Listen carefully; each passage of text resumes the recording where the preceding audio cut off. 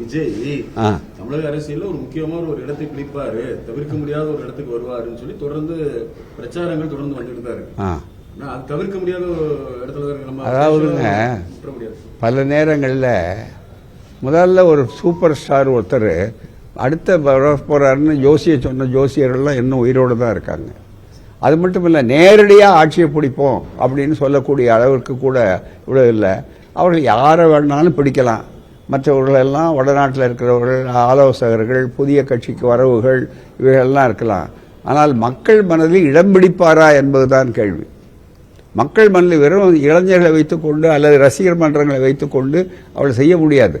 அந்த அளவிற்கு முதல்ல என்ன திட்டங்கள் என்று சொல்லும் போதே ஒரு கட்டத்தில் அவர் என்ன சொன்னார், கொஞ்சம் ஆரம்பத்தில் பாசிசமா பாயாசமானு கேட்டார்.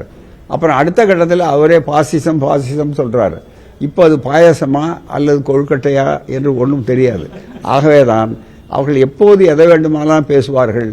எனவேதான் ஆரம்பத்தில் சொன்னேன், ஒப்பனைவாதிகள் எழுதி கொடுக்கிற வசனங்களை பேசக்கூடியவர்களாக இருக்கிற வரையில் எங்களை போன்றவர்கள் அதற்கு அதிக முக்கியத்துவம் கொடுக்க வேண்டியதில்லை. தேவையான முக்கியத்துவம் வரும்போது அந்த அளவிற்கு கொடுப்போமே தவிர வேற ஒன்றும் இல்லை.